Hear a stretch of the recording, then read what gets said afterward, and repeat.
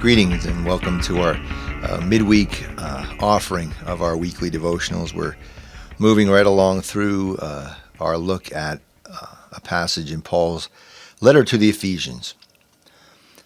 Last year I watched the movie Hamilton on Disney Plus, the Broadway play, and of course one of the climactic scenes in that movie is the duel at the end of the movie, the duel between Alexander Hamilton and Aaron Burr, which resulted in Hamilton being mortally wounded.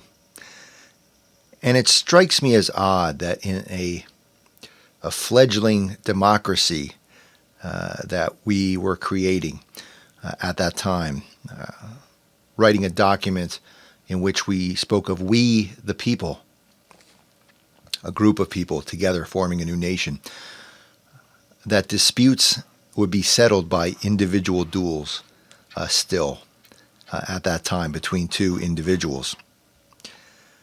And although we in America pride ourselves as being sort of this beacon of freedom and democracy in the world, we also are defined by what could be regarded as a rugged individualism. We are called to be individuals in our society. And of course, in this passage, as Paul speaks of the armor of God, that might call to mind for us duels, jousts between knights putting on their armor, or gladiators in the arena putting on their armor and dueling one another as individuals.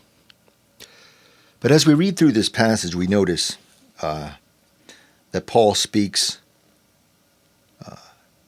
in the plural. Paul says, "Put on the whole armor of God so that you may be able to stand against the wiles of the devil. Take up the whole armor of God so that you may withstand. For this is our struggle. As shoes on your feet, put on whatever will make you ready to proclaim the gospel." And as scholars note, all of the yous that Paul writes in this passage are plural.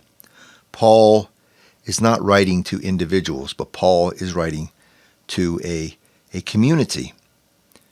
And so I think Paul wants to remind the church in Ephesus and remind us as well who read this passage so many years later that we are strengthened by community, that we are strengthened by our worship together, that we are strengthened by the reconciliation and forgiveness that community forces us to consider, and that we also are strengthened by our relationships with one another. And I'm reminded of a story many years ago. A woman I knew from my church, she left the church over a dispute with someone, and I visited her, and she told me that she only watches church on television now, watches one of those televangelists, and she said, "Well, this is my church now." And while I don't think that's necessarily a bad thing to watch church on TV, what I pointed out to her is something that I believe in, that you can't really do church on your own.